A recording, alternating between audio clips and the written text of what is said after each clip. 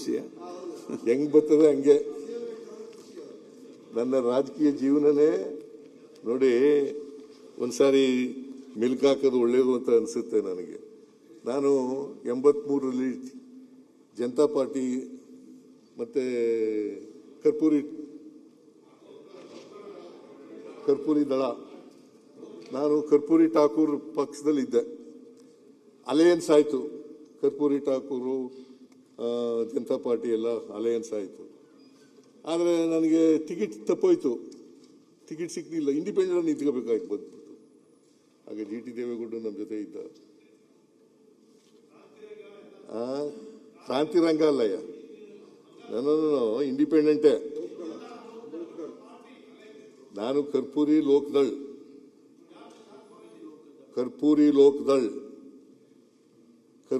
Lok Dal party alliance ನಲ್ಲಿ ticket ಸಿಕ್ಲಿಲ್ಲ ನನಗೆ. Janata ಪಾರ್ಟಿಯಿಂದ ticket ಹಾಕಿದ್ದೀನಿ.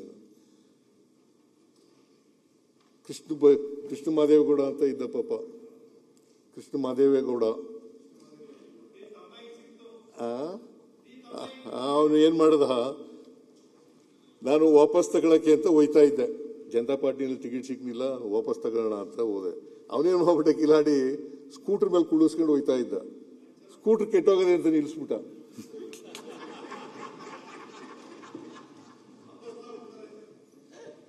ಅವನು 3 ಗಂಟೆ ಆಗೋವರೆಗೆ ಸ್ಕೂಟರ್ ಕೆಟ್ಟೋಗದೆ ಅಂತ ಮಾಡ್ತಾ ಇದ್ದ. 3 ಗಂಟೆ ಆದ್ಮೇಲೆ ಒತ್ತನೆ ಸ್ಟಾರ್ಟ್ ಆಗೋಯ್ತು.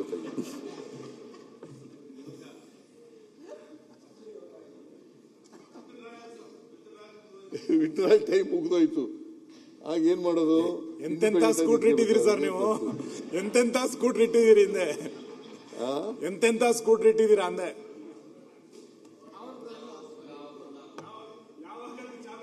ಯಾವಾಗ ಬಂದಾಗಬೇಕು ಎಲ್ಲ ಕರೆಕ್ಟ್ ಗೊತ್ತಲ್ಲ ಆ ಸ್ಕೂಟರ್ಗೆ ಅಂತ.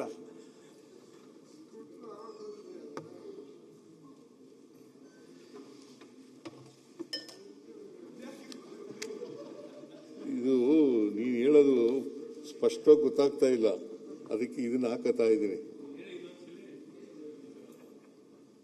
ಅಲ್ಲ, ಎಂತೆಂತ ಸ್ಕೂಟರ್ ಇಟ್ಟಿದ್ದೀರಾ ನೀವು? ನನ್ ಸ್ಕೂಟ್ರೇ ಅದೇ ಹೇಳಿದ್ದು. ಅದು ಓಡಿಸ್ತಾ ಇದ್ದವನು ಅವನು. ಆ ಸ್ಕೂಟ್ರು ಯಾವಾಗ ಸ್ಟಾರ್ಟ್ ಆಗ್ಬೇಕು, ಯಾವಾಗ ಆನ್ ಆಗ್ಬೇಕು, ಯಾವಾಗ ಹಾಳಾಗ್ಬೇಕು ಕರೆಕ್ಟ್ ಅದು ಸೆಟ್ ಮಾಡಿದೀರಾ. ಆ ಸ್ಕೂಟ್ರ್ ಇವತ್ತಿನ ತನಕ ಮುಂದುವರೆದಿದೆ. ಅದನ್ನೆಲ್ಲ ನಂಬಿಕೆ ಇಟ್ಕೊಂಡಿರೋ ನಿಮ್ ಪಾರ್ಟಿಯವರು, ನಾನು ಅದನ್ನ ನಂಬಿಕೆ ಇಟ್ಕೊಂಡಿಲ್ಲ.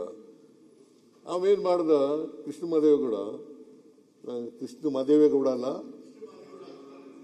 ನಾವು ಕೃಷ್ಣ ಮಾದೇಗೌಡ ಅಂತ ಕರಿತೀವಿ. ಕೃಷ್ಣ ಮಾದೇವೇಗೌಡ ಅವನು 3 ಗಂಟೆ ಆದ್ಮೇಲೆ ಕರ್ಕೊ ಹೋದ ಅಲ್ಲಿಗೆ.